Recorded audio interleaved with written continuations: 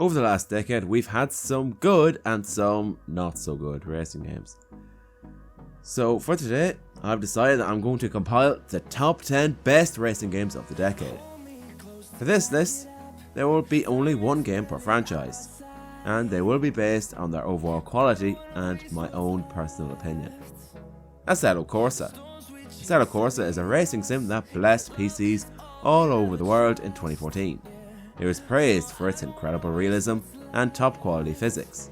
It eventually made its way to consoles in 2016. However, Assetto Corsa has lasted so long, not because of its realism, but its incredible modding community. These mods can range from extra cars, tracks, and other features such as dynamic weather, and everything in between.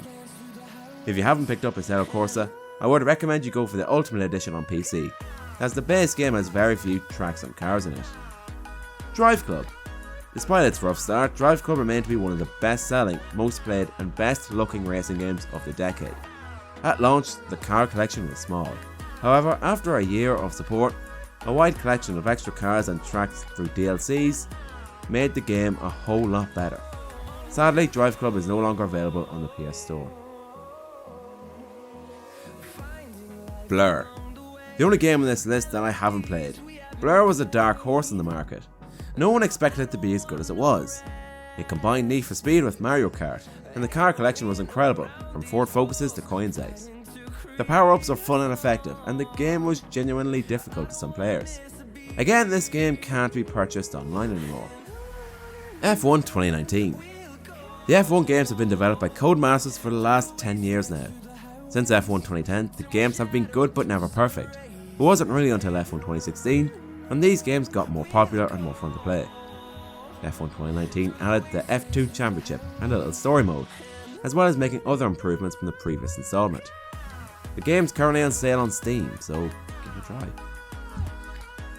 Dirt Rally 2.0, one of the best rally games in ages. After Dirt 3, it seemed like we had seen the last of the rally games from Codemasters. Thankfully, Dirt Rally was released a few years ago, followed by Dirt Rally 2.0 in 2019.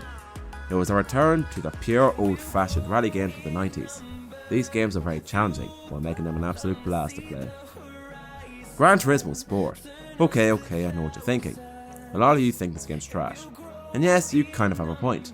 However, since its launch, GT Sport has gotten more than twice the cars it once had, there's a career mode, many more racetracks, and overall, it's just a solid game.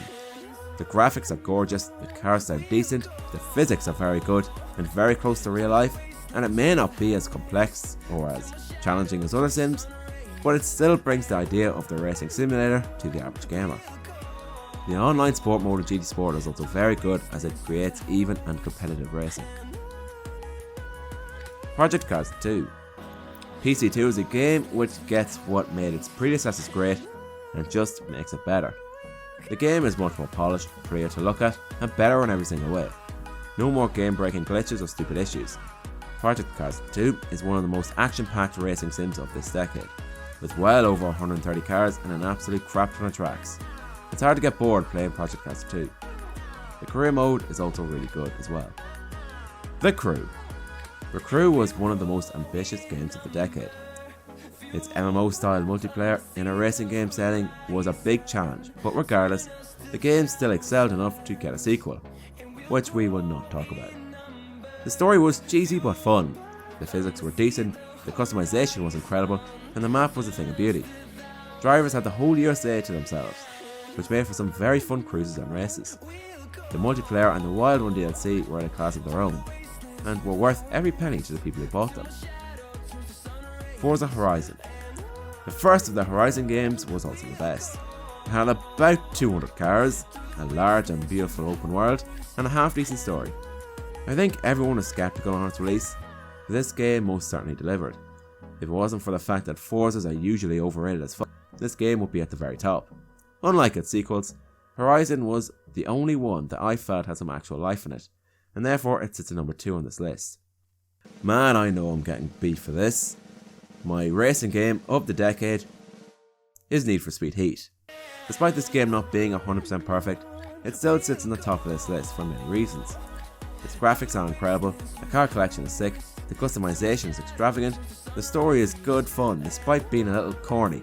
The comps are fun and challenging, but best of all, it shows that Ghost is well able to make a properly good racing game.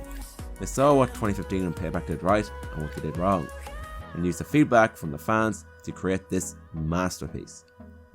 It is most certainly the best Need for Speed of the 2010s, with the Run and Hot Pursuit coming in not far behind.